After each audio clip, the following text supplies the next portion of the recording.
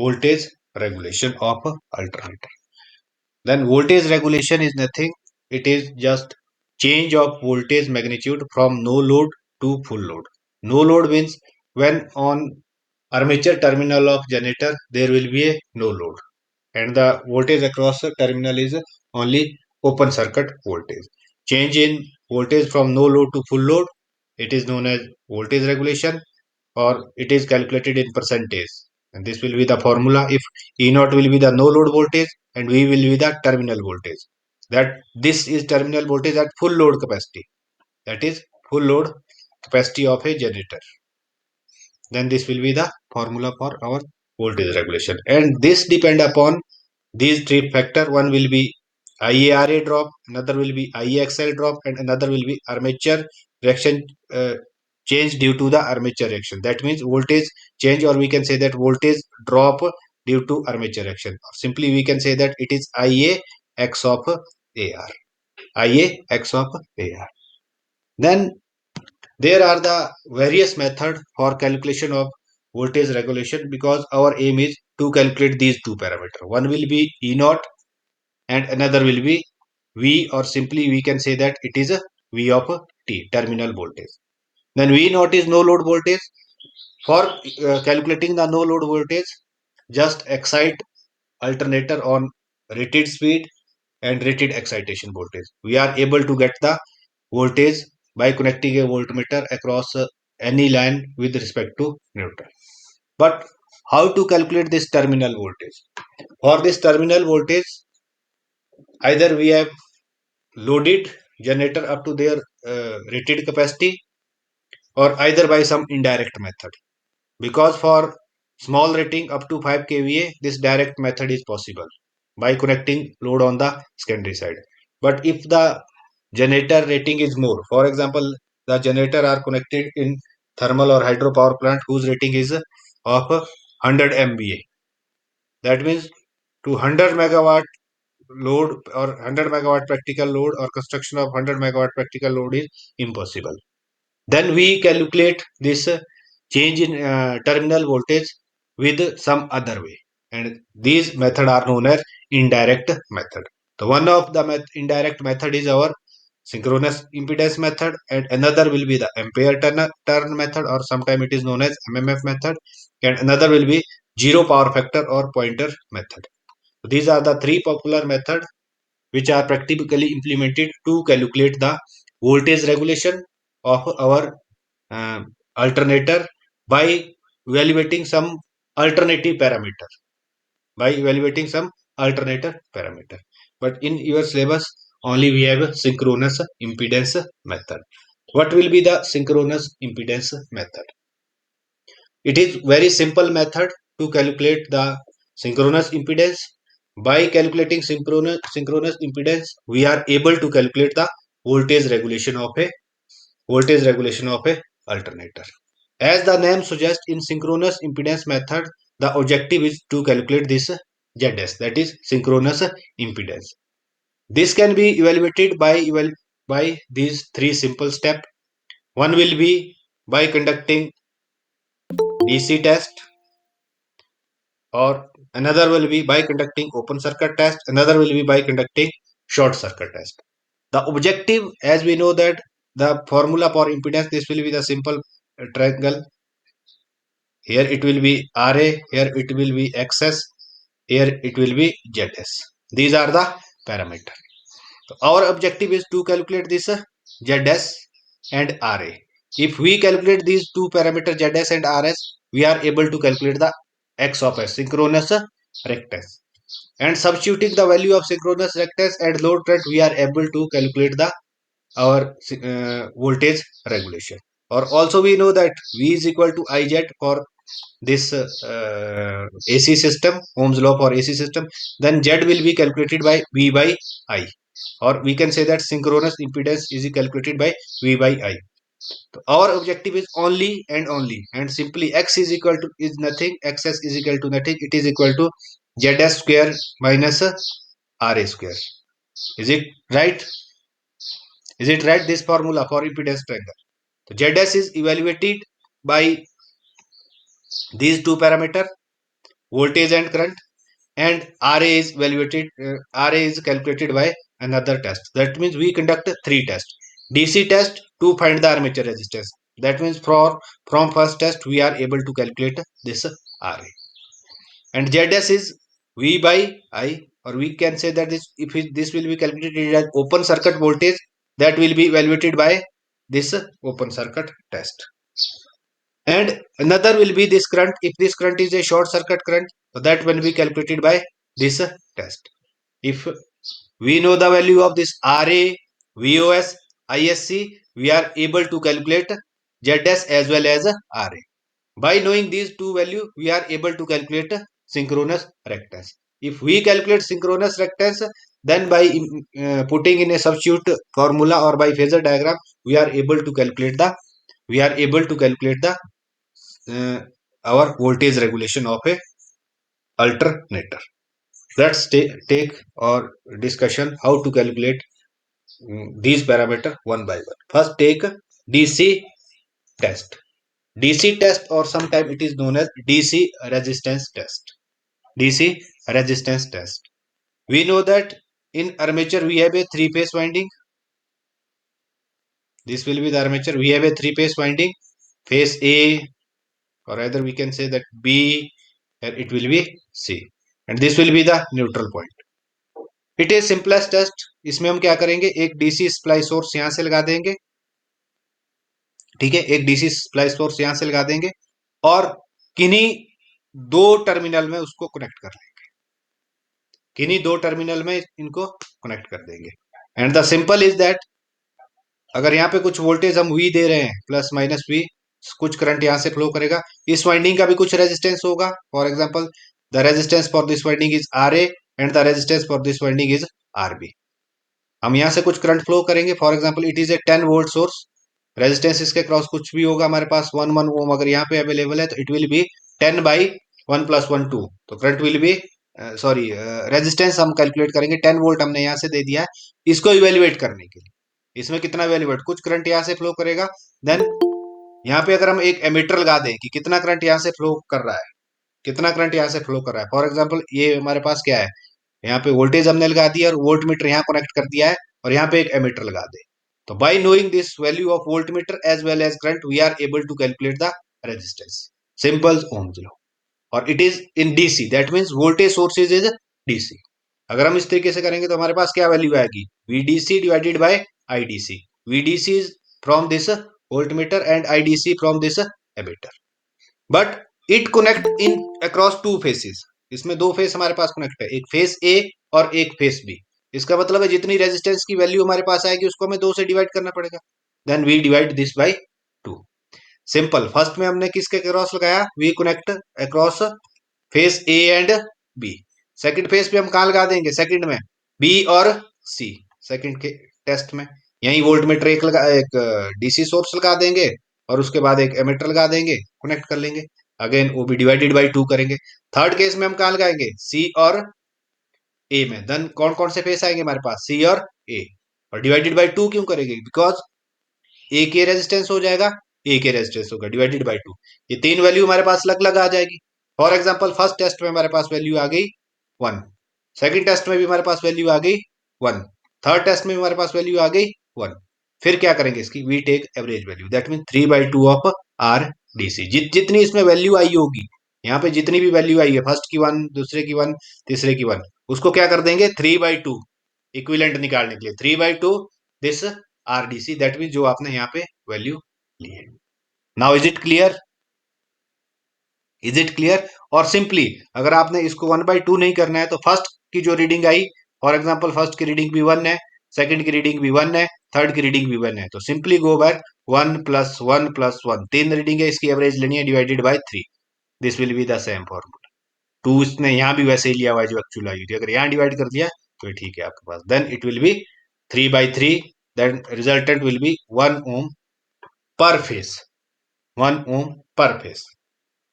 Is it clear, or any doubt in DC test or DC resistance test? Is it clear? Sir एक बार repeat करना sir, divide by 2. Okay. Now I am repeating. Please wait a while.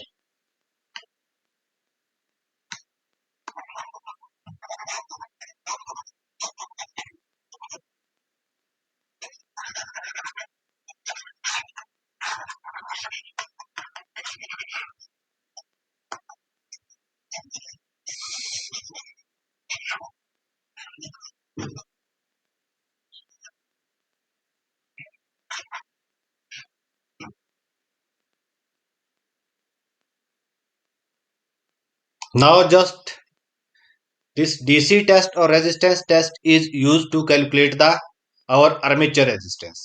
Is it clear? To find the value of this RA. Clear है जी? For Yes, that, sir. in alternator we have a three-phase star or either delta connected winding. I take the winding for our stator is this star connected. One is phase A, B, or we can say that 1, 2, 3. So how we perform DC test? We take a DC voltage source or small battery which have some voltage. हम यहाँ पे क्या कर देंगे, एक face इसको ले लेते हैं, यहाँ पे क्या लगा देते हैं, एक डीसी बैटरी लगा देते हैं, एक फेस मैंने इसको ले लिया है, और उस बैटरी की कितनी रेटिंग है उसको मेजर करने के लिए क्या लगा लेते हैं, वोल्ट मीटर इन दो टर्मिनलों में. ठीक है. For example this voltage is VDC.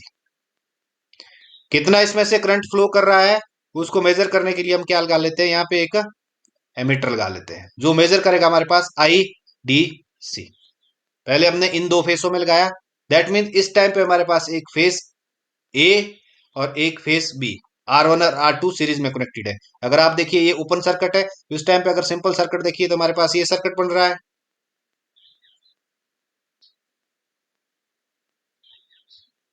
M I right और रॉन्ग? यही दो ही Yes, sir. रेजिस्टेंस बन रहे हैं ना, R1 और R2. ये भी डीसी है.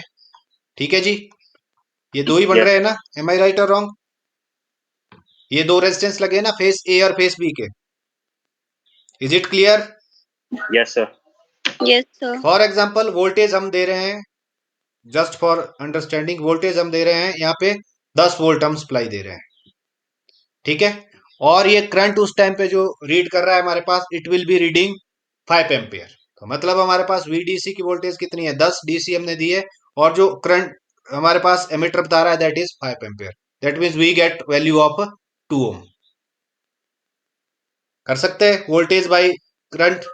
एमीटर ये रीडिंग दे रहा है और वोल्ट मीटर जो यहाँ कनेक्टेड किया हुआ है पैरेलल में ये रीडिंग दे रहा है. Am I right? Yes, sir. That means जो इफेक्टिव रेजिस्टेंस आ गया इन दोनों का कितना आ गया, 2 ओम. बट ये दोनों रेजिस्टेंस R1 और R2 क्या है इस टाइम पे सीरीज में, इस टाइम पे सीरीज में. That means what will be the value of R1 and what will be the value of R2? It is 1 ohm R1 and 1 ohm R2. Am I right और wrong? Yes, sir. यही होगी. Sir. तो पर phase resistance क्या है हमारे पास, पर phase resistance is only 1 ohm, because we have calculate everything per phase. So effective resistance per phase is 1 ohm. Then we move to in similar fashion in 2 and 3. Then we get again some value of voltage and some current. Then again equivalent resistance, उसको भी हम divide दो भागों में equal कर लेंगे. ठीक है. फॉर एग्जाम्पल यहाँ पे भी हमें क्या मिला, 2 ओम ही मिला, तो हमने इसको भी डिवाइड कर दिया 1 ओम पे. फिर हम अगली पोजीशन पे गए, वहां पे भी हमें 2 ओम ही मिला, 1 ओम 1 ओम. तो what will be the effective resistance पर फेस? वो क्या हो जाएगा, जितना पहले में मिला हमें, दूसरे में टेस्ट में मिला और तीसरे में, क्योंकि हमने तीनों में जाना है. पहले कनेक्ट करना है 1 और 2 के बीच, फिर 2 और 3 के बीच, फिर 3 और 1 के बीच. सेम प्रोसेसर, तीनों में मिला और तीनों का एवरेज क्या हो जाएगा, then average value of resistance is equal to जो फर्स्ट रीडिंग आई, सेकंड आई, थर्ड आई, डिवाइडेड बाय 3. तो then it is again 1. Now am I right? यही यहाँ पे Yes, इसने sir. किया है, डिवाइडेड बाय 2 भी वैसे ही रखा हुआ है. जो आरडीसी हमारे पास आ रहा है, मतलब जो ये आ रहा था, this plus this plus this divided by 2 multiply by 3. तो this will be same. Am I right? Yes, sir. Okay okay. This will be the DC resistance test. हमने एक चीज अब यहाँ से इवेल्युएट कर दी है, that means we are able to evaluate this R A. ठीक है. ये आर ए की वैल्यू हमारे पास आ गई है. अब आपने अगला इवेल्युएट करना है जेड एस. जेड एस कहां से होगा, वीओसी और ISC. VOC or we can say that E naught, that is no load voltage when no load is connected. So we conduct a open circuit test. How we conduct open circuit test? Open circuit test means this will be our rotor, this will be stator. Rotor is excited by DC voltage source. We take a variable DC source where we can vary the field current and connect a emitter here, and another connect a voltmeter here. It is AC because we get output voltage, and this will be DC emitter क्योंकि field current आप very कर रहे हैं. जैसे जैसे आप field बढ़ाते जाएंगे that means flux will be varies. Flux will be varies, the generated voltage across terminal will be condition is that the speed across this rotor should be constant. The speed of prime mover should be constant.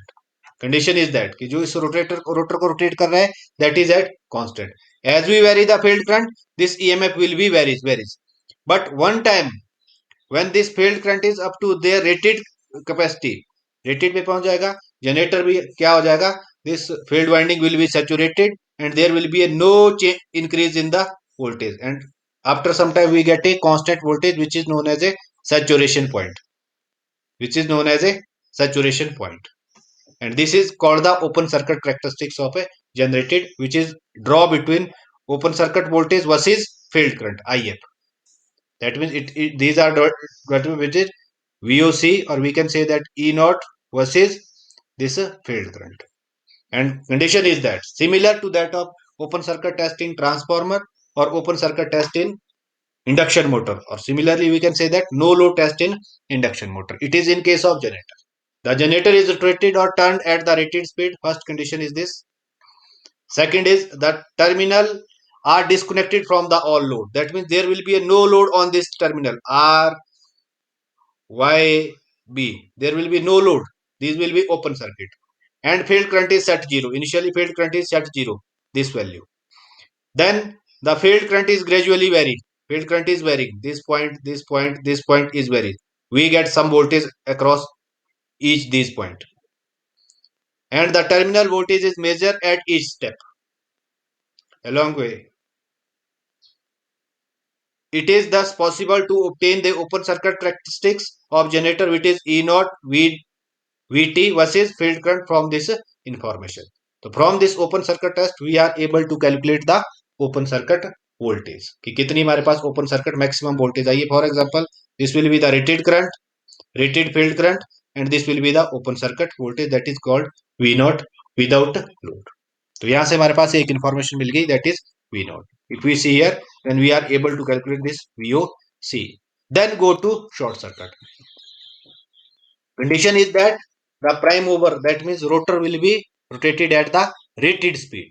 For example, this generator is designed for 1500 rpm, so this prime mover should be rotated at the rated speed. Is any doubt in open circuit test? Any doubt? No, sir. Okay. Then next will be short circuit test. This short circuit test is again conducted in same condition, that is in rated current, that is in rated armature current, rated IA. What happened for short circuit? Again, field current is started from 0, and we directly connect a voltmeter here and dead short circuit between two phases. And generator is rotated at again at rated speed. This rotor will be rotated at this rated speed, but we increase this. Voltmeter connect होगा कि current meter? किसमें? Sir इसमें current meter किया हुआ है हमने, because we have to measure the short circuit current. Yes sir. And condition is that we are focusing this ammeter, या field current वहीं तक वेरी करेंगे जब तक ये रेटेड करंट हमारे पास शो ना करे. For example, it is A 5 kVA generator and its rated capacity per line is 415 volt. तो from that value we have to calculate the I rated current. तो आप फोकस क्या करते रहेंगे कि फील्ड को तब तक वेरी करेंगे जब तक ये एमीटर है जो रेटेड करंट की वैल्यू शो ना करे. Are you getting my point? Yes sir. Parallel में वैसे हम क्या करते हैं, वोल्ट मीटर करते हैं, बट हम क्या कर रहे हैं, यहाँ पे एमीटर शो किया हुआ है, otherwise this ammeter is here, it is by dead short circuit. तभी मैंने यहाँ पे शो किया है आपको. दोनों के बीच डेड शॉर्ट सर्किट कर देंगे, but condition is that field would be 0 initially. अगर आपने पहले ही टर्मिनल एक्साइटेड वोल्टेज है जो उसकी रेटेड वोल्टेज के पास दी है, there will be dead short circuit. This test is very dangerous. तो आपने कंडीशन क्या लिखनी है कि पहले आपकी रेटेड वैल्यू निकालनी है करंट की कि कितनी रेटेड वैल्यू है. For example, this will B x value. तो आपने तब तक ही फील्ड को वेरी करते जाना है जब तक ये एक्स वैल्यू न दे, उससे ऊपर आपने बिल्कुल नहीं जाना है. ठीक है. Then we have to plot gradually field current versus this. That means जो ए एमीटर की रीडिंग है दैट इज फील्ड करंट, और जो इस मीटर की रीडिंग है that is short circuit current. इनको आपने ग्रेजुअली नोट करना है। Then we get a linear graph, we get a linear graph. From this graph we are able to calculate the short circuit current value. We are able to calculate the short circuit value. अगर ये value हमारे पास आ गई then we are able to get short circuit. Then these three from these three tests we get three value. One is armature resistance, another will be VOC, another will be I short circuit. Then how these parameters are implemented for calculation of voltage regulation, that is the next step. Is it clear up to this point? Yes, Is it Yes, clear? sir. Clear? Okay, okay. Then how to determine? अब आपने दो graph अलग अलग किए थे, इनको आप एक ही ग्राफ में प्लॉट कर दीजिए. That means we rated, we take in this side and also take I rated. That means I armature current in this side and take only field current on this side. तो पहला graph हमारे पास क्या था? अगर open circuit से हमारे पास इस तरीके का ग्राफ आया था और this will be the field current in ammeter. और सेकंड ग्राफ जो that is between our this IA versus I field current, this will be the graph straight line. This will be the graph straight line. और simply in any point, किसी भी point में अगर आप यहाँ पे Z निकालना चाहते हो तो फॉर एग्जांपल मैं यहाँ पे कैलकुलेट करना चाहता हूँ जेड, तो मैं यहाँ से इसको मिलाऊंगा. जिस पॉइंट पे ये मेरी है जो ओपन सर्किट करेक्टरिस्टिक्स को टच करेगा ये पॉइंट, उस पॉइंट से हमें क्या मिल जाएगा direct, this point indicate our VOC. और जिस पॉइंट पे यही सेम लाइन जो टच होगी हमारे पास शॉर्ट सर्किट वाले करंट से, that will be our ISC, because I take this two graph in same line, same phases. V rated भी साइड है, दैट मींस वोल्टेज भी साइड है और आर्मेचर करंट भी साइड है. तो आप किसी भी पॉइंट पे उठा दीजिए और जिस पॉइंट पे दोनों पॉइंटों को इंटरसेक्ट करेंगे that is our open circuit voltage and this is our short circuit current. और directly we are able to calculate ZS which is equal to VOC divided by ISC. Are you getting my point? किसी भी point पे ले लीजिए आप. For example जैसे यहाँ पे इस पॉइंट पे लिया हुआ है, इस पॉइंट पे जो वैल्यू इस ग्राफ को जहां पे टच करेगा दैट इज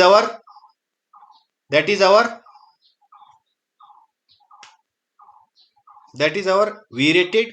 एंड वहीं से ही आप जब नीचे को उठाएंगे जिस पॉइंट पे करेगा, सॉरी यहाँ पे आप ध्यान रखिए यहाँ नहीं जाएगा, वेट, इसको आपने वहां से स्ट्रेट नहीं ले जाना है, उस पॉइंट से आपने डाउन आना है. वेट वाइल, जैसे हम इस पॉइंट की बात कर रहे थे ये VOC, और उसी पॉइंट को जो आप नीचे इंटरसेक्ट करेंगे और जो जिस पॉइंट पे वो शॉर्ट सर्किट को कॉरस्पॉन्ड करेगा दैट इज आवर ISC. जैसे यहाँ पे दिखाया हुआ है ये पॉइंट क्या शो करेगा हमें, VOC, और जहां से ये पॉइंट इस पॉइंट को कट कर रहा है ये क्या शो करेगा हमें, that is I short circuit. From that value we are able to calculate the ZS और sometime it is known as saturated ZS. ZS की अगर वैल्यू आ गई और पहले ही हमारे पास जो वैल्यू थी उसकी आर्मेचर रेजिस्टेंस की वो DC टेस्ट से आ गई, वो दोनों हमने सब्स्टिट्यूट यहाँ कर ली, हमारे पास क्या आ गया, we are able to calculate this X of S. From these three tests we are only able to calculate value of synchronous reactance. Is it clear up to this point? Is it clear? Yes or no? yes sir. Clear है जी. किस तरीके से graph में plot करना है, that means accuracy of taking point in graph is very important to get the desirable value. ठीक है, तो यहां हमारे पास एक्सेस आ गई. अब एक्सेस आ गई, अब हम आगे कैसे चलें. एक्सेस आ गई, let take again help of phasor diagram. that means phasor diagram, our generator is loaded at inductive load या और प्रैक्टिकल लोड RL लोड. अगर प्रैक्टिकल लोड है तो वोल्टेज हमारे पास ये रहेगी, करंट हमारे पास क्या होगा, lagging in nature, and phi will be the this angle. हम क्या करेंगे, यहां तक का ड्रॉ कर दिया है, सबको ठीक है जी यहां तक. उसके बाद क्या है, we have a voltage drop IaRa, इसके पैरेलल ये लाइन हो जाएगी IaRa. Then I combined these two drop that is IaXS, इकट्ठी मैंने यहाँ ले लिए, इन दोनों को जोड़ दिया है that is E0. Then the angle between this V0 and E0 is our torque angle that is lambda. इसको मैंने सिर्फ एक्सटेंड किया है जस्ट एक्सप्लेनेशन के लिए, यहां से आगे यहां तक मैंने इसको ड्रॉप कर दिया है. और जो हमारे पास करंट के इनफेस में पैरामीटर है that is V of cos of phi, और जो उसके 90 डिग्री में that is V of sine of phi. Then x next will be the this. Is this phasor diagram is clear? Phasor diagram is clear? Yes, sir. ठीक है, that is in practical load. जो हमने पहले किया है बस उसी को एक्सटेंड किया है, यहां से आगे लाइन सिर्फ एक्सटेंड की है इसलिए. तो अगर मैं इसी फेजर डायग्राम से E naught that means in triangle, triangle क्या है हमारे पास, ओ सी बी ओ, यही ट्रायंगल ले रहा हूं मैं, ओ सी बी ओ. तो इसमें हमारे पास क्या होना था, E not is equal to that is equal to phasor sum of this O B plus O C. Is it clear? लिख सकता हूं जी. सी दिस डायग्राम, लिख सकता हूं इसको.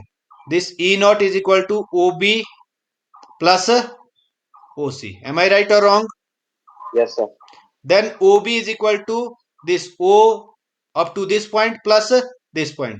इस पॉइंट तक क्या है वैल्यू? फॉर एग्जांपल हम इसको क्या लेके चले यहां पे, this will be our x point. तो this will be our OB is equal to OX plus XB, यही बनेगा ना. तो OX क्या है हमारे पास, V of cos of I, और XB है I of IA RA. Similarly BC is equal to BY plus y of c. अगर इसको हम y पॉइंट माने, y ऑफ c, तो this will be is equal to v of sine phi i of s access. Is it clear up to this point? Yes, sir. Clear है जी. अगर ये point clear है तो मेरे पास ई not क्या बन जाएगी, this E not is equal to, इसको मैं लिख सकता हूं आराम से, O B square that is equal to V of cos of phi plus I A R A square plus BC क्या बन जाएगी मेरे पास, that is equal to V sine of five plus I A X S square. Am I right? अगर Yes, sir. मुझे ये सारी value मिल गई तो वोल्टेज रेगुलेशन क्या बन जाएगी, voltage regulation is nothing, it is equal to E not minus V divided by V into 100%. V भी आपके पास दी होगी, कॉस ऑफ आई भी आप निकाल सकते हैं क्योंकि आपके पास इनपुट और आउटपुट दिया होगा. सिर्फ आर ए हमने कहां से निकाल दिया है, R A we have to calculate from our DC test, and X of S कहां से निकाल दिया हमने, ओपन सर्किट और शॉर्ट सर्किट टेस्ट से और इंपीडेंस टेस्ट से हमने क्या निकाल दिया हुआ है, एक्स ऑफ एस निकाल दिया हुआ है.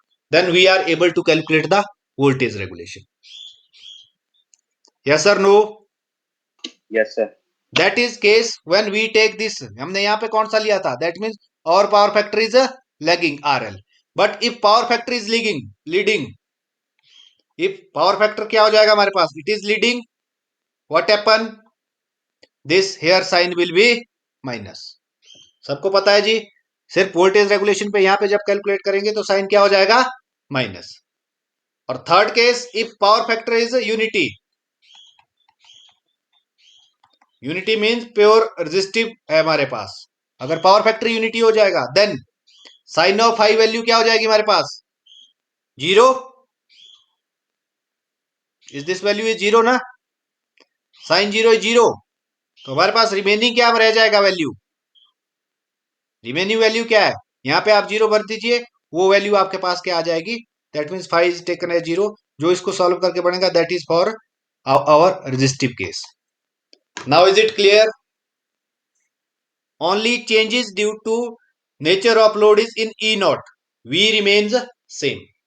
And how these changes will be introduced in our equation, this will be the case, this will be practical case, this will be taken as plus in case of lagging or practical power factor, 0.8 lagging, 0.9 lagging, and this, and minus is in case of capacitive power factor. Is it clear? Then how to calculate the synchronous impedance, or how to calculate the voltage regulation from synchronous impedance method. This is the way to calculate the voltage regulation. Is it clear? Yes, sir. Clear है सबको? Okay. Then there will be a drawback of this text. That drawback is that if we see here, DC test is okay. If we see open circuit test, in open circuit test no load is connected. If no load is connected, that means the effect of armature reaction is not counted in this case. Are you getting my point? Armature reaction का effect हम कब evaluate करते हैं? When we have some loaded condition. See this slide it. Armature reaction कब हम evaluate करते हैं? Then armature reaction effect is evaluated when there will be some load, unity power factor, lagging, leading. अगर ये load ही कुछ नहीं है, open circuit है, that means जो reactance हम यहाँ calculate कर रहे हैं, that is without of armature reaction. That is the main drawback of this test. That is the main drawback of this test. That means जो result इसके आएंगे, that are not correct result as per practical situation, but we get some approximate result. We get some approximate result or nearly to the actual value. So for that reason, sometimes this test is called the primestic method. This test is this method of evaluating voltage regulation is called our primestic method. Is it clear? Yes, sir. Is it clear? Yes, sir. Now, one parameter which can be calculated from this test is also our SCR. SCR is nothing. It is not silicon control rectifier. It is our short circuit ratio. This is nothing. It will be the ratio between short circuit current. That means at that point, for example, हम पे VOC हम यहाँ निकाल रहे थे और इस point पे, जिस पॉइंट पे हमारे पास ये आर्मेचर करंट की वैल्यू थी और ये फील्ड करंट की वैल्यू थी, उस पॉइंट को हम क्या बोलते हैं? That point is our short circuit rotor. This point is SSC and it is nothing IF divided by ISC rated. We can calculate this short circuit ratio in this fashion. This will be the another parameter or another value which we have to evaluate from these tested. Is it clear? Is it clear? Open circuit, short circuit, DC test. Yes, Clear sir. or any doubt? Clear है जी? हाँ ना तो बोल दीजिए, कहीं doubt है तो बताइए. Yes, sir. क्लियर है? Okay. If it is clear, please note down this numerical. Please note down this numerical.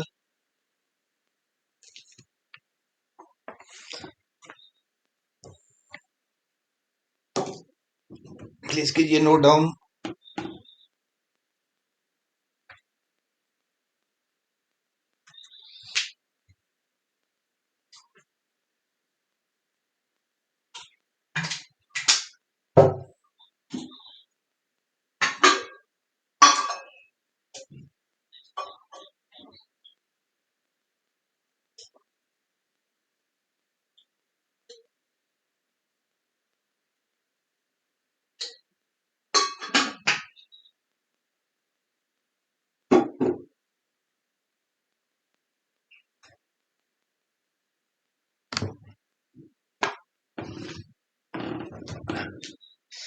A 200 kVA, 480 volt, 50 hertz, 4 pole,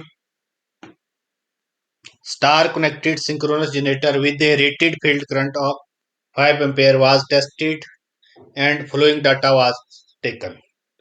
open circuit test किया तो हमारे पास टर्मिनल वोल्टेज जो मिली that is 500 volt at rated field current. सिर्फ generator side available है, उसे पता नहीं है प्राइम मूवर से क्या स्पीड हमें मिल रही है. फ्रॉम शॉर्ट सर्किट टेस्ट ही get IL or we can say that ISC, IL or I short circuit 300 ampere at I.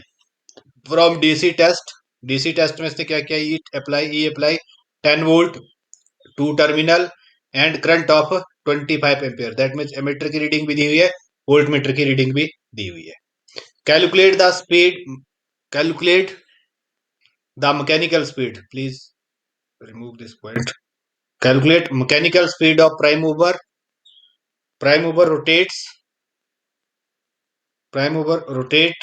generated EMF, equivalent resistance, synchronous reactance. Is it clear? If we say given data, that means our power rating is given by, लिख लिया जी सबने? Numerical note कर लिया है या नहीं? Yes और no? No, sir. कर लो, करो करो करो नोट.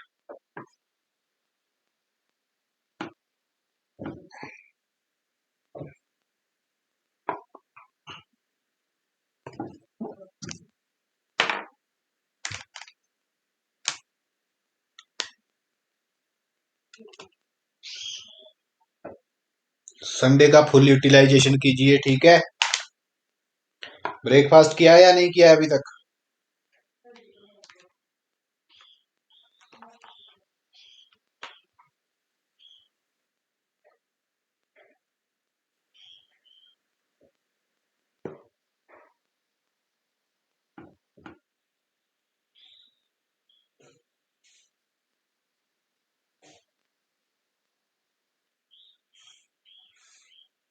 सर वॉइस नहीं आ रही। आ नहीं रही अभी? सर काफी कम हो गई थी। Wait now is it clear? Yes sir. अब आ रही? Okay okay. अगर बीच में कहीं कम हो जाए तो बता देना, ठीक है। Yes sir.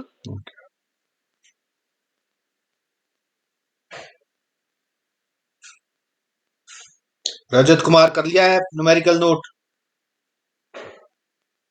Yes sir. Okay okay, हाँ जी, कर लिया सबने नोट? चले आगे। Yes sir. Okay okay okay. Then the power rating, that means we have given our apparent power, then apparent power denoted by S is equal to 200 kVA. Then this will be the voltage, that means the rated voltage. We can see that VR की कितनी है generate कर सकता है, that is 80-100 voltage, or we can say that it is a full load voltage, and frequency is 50 hertz, and number of pole P is equal to 4, and it is star connected.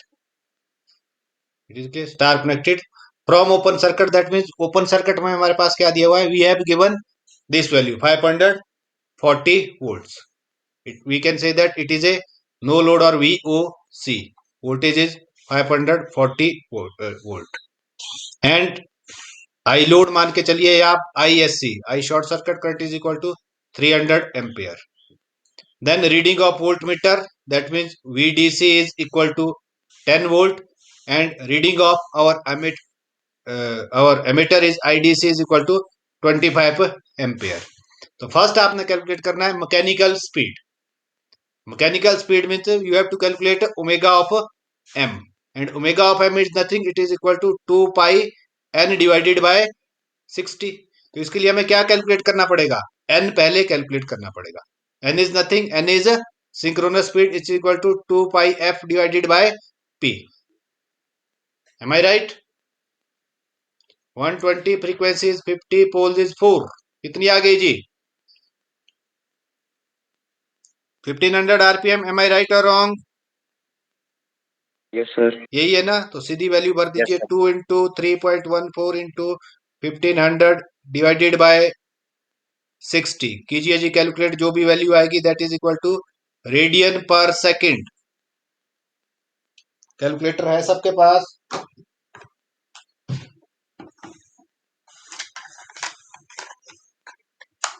Numerical course में, इस course में और दूसरे में, दोनों में करने जरूरी है, क्योंकि 50% पेपर आपका न्यूमेरिकल ही आता है, ठीक है. सिर्फ थ्योरी पढ़ेंगे तो you are only able to attempt out of 4 question. जो पहले 40 नंबर के उसमें से आप 20 अटेम्प्ट कर पाएंगे, और लास्ट का जो 20 नंबर का है वो आप अटेम्प्ट कर पाएंगे, ठीक है.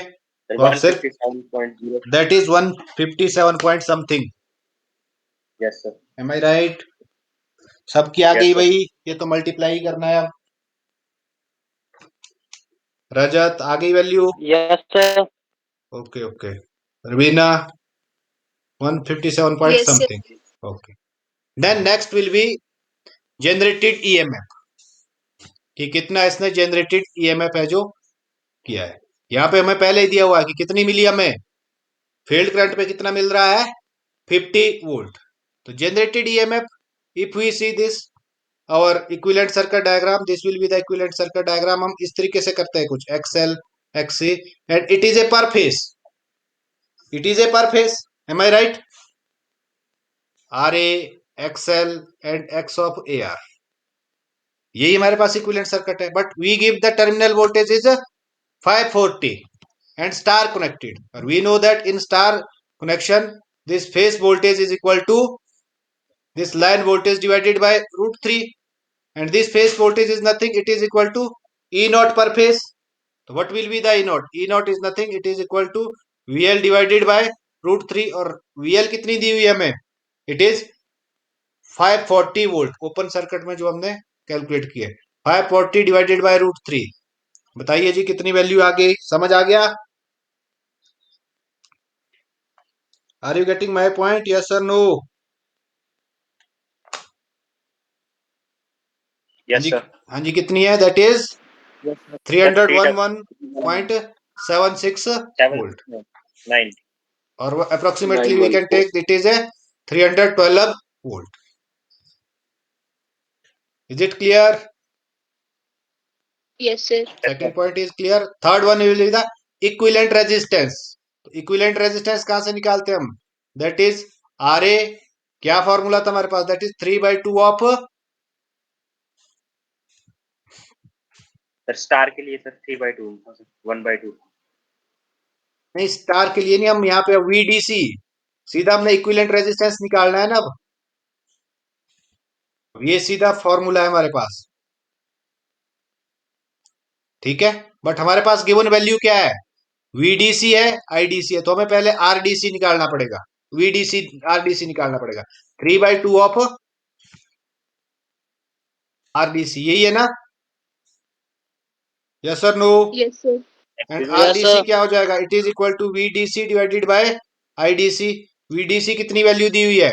10 divided by, sir. Yes yes बोलिए प्लीज। सर ये आरडीसी डिवाइडेड बाय 2 नहीं होगा सर, क्योंकि स्टार कनेक्टेड है। किसमें? सर आपने 3/2 आरडीसी किया ना? हाँ जी, हाँ जी। सर ये तो डेल्टा के लिए नहीं होता है सर? आप इक्विवेलेंट सर्किट स्टार और डेल्टा में कंफ्यूज तो नहीं हो रहे हैं? That is star to delta transformation ना। This will be the star connected. अगर हम सेम पेज पे मैं डेल्टा ले लूं,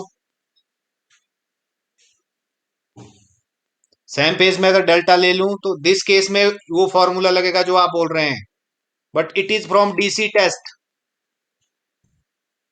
Arun, are you getting my point?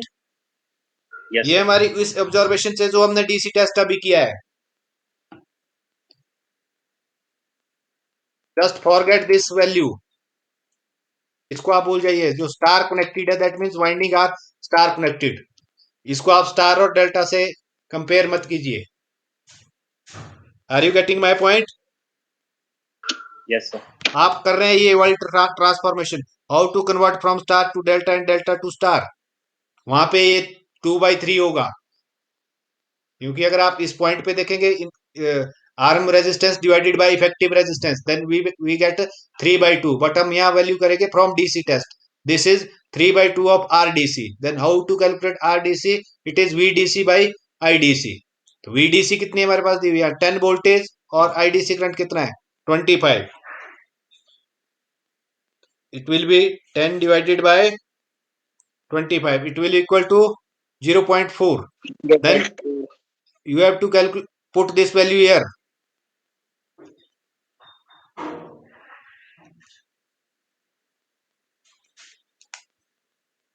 कितनी है ये जी? 0.6। 6 ठीक है जी, this will be 0.6। Is it clear? Yes sir no यहाँ तक? Yes sir then next will be synchronous reactance. अगला क्या कैलकुलेट करना है आपने? Synchronous reactance, that is X of S. The formula for X of S is equal to Z of S minus R A square. तो R A तो हमारे पास आ गया 6 ओम, but हमारे पास जेड ऑफ एस नहीं है। जेड ऑफ एस कहां से आएगा? That is equal to VOC divided by I short circuit. VOC कितना दिया हुआ है? वीओसी इज 540, बट हमने इसको किस में कैलकुलेट करना है? We have to convert in per phase. 540 divided by root 3, I short circuit is 300 ampere. समझ आ रहा है भैया? नहीं? Root 3 divided by this current. This value is equal to 1.03 ohm. Am I right? Yes, sir. ठीक है, अब यहाँ पे भर दीजिए value Yes, sir. 1.03 ohm square minus 0.6 ohm whole square.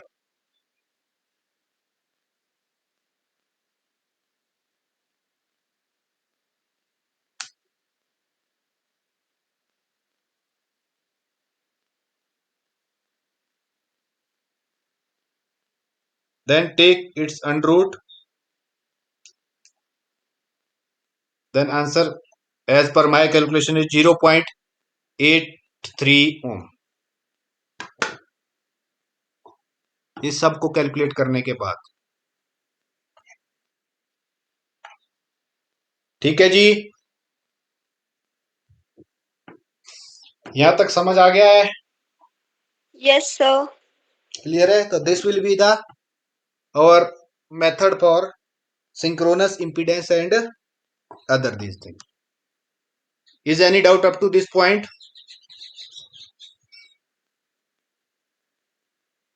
No, sir. Clear है सबको? ठीक है, ठीक है. Then we proceed for next topic or either it is sufficient for today.